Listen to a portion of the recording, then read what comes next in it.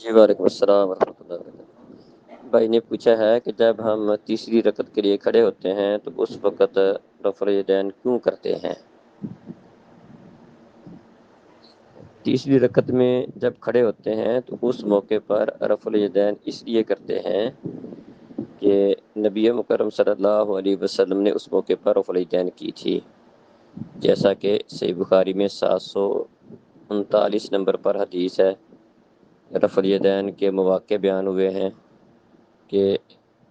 ابن عمر رضی اللہ عنہما بیان کرتے ہیں، نافع بیان کرتے ہیں ابن عمر رضی اللہ عنہما سے کہ ابن عمر رضی اللہ عنہما نماز شروع کرتے وقت، رکوع میں جاتے وقت، رکوع سے اٹھتے وقت رفع الیدین کرتے تھے، اور اسی طرح جب تیسری رکعت کے لیے کھڑے ہوتے تو اس وقت بھی رفع الیدین کرتے تھے۔ اور ابن عمر رضی اللہ عنہما بیان کرتے ہیں کہ نبی صلی اللہ علیہ وسلم بھی ایسا ہی کرتے تھے۔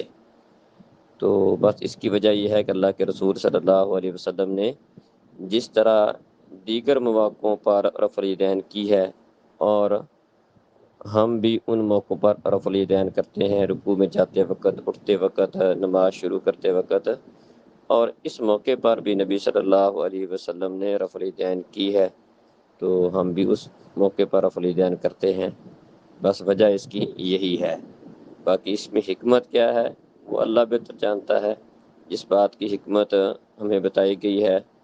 یا ہماری سمجھ میں آ جائے تو ٹھیک ہے، تو ہر بات کی حکمت سمجھ میں آنا ضروری نہیں ہے، تو اس کی وجہ، اس کی علت بس یہی کافی ہے۔ جس طرح کہ ہم دیگر موقعوں پر صرف اس لیے رفع الیدین کرتے ہیں کہ اللہ کے رسول نے کی ہے، تو اس موقع پر بھی صرف اسی وجہ سے کریں گے کہ نبی صلی اللہ علیہ وسلم نے اس موقع پر رفع الیدین کی ہے، اور آپ نے فرمایا ہے کہ صلو کما رأیتمونی اصلی، تم نماز اس طرح پڑھو جس طرح مجھے نماز پڑھتے ہوئے تم نے دیکھا ہے۔ السلام علیکم۔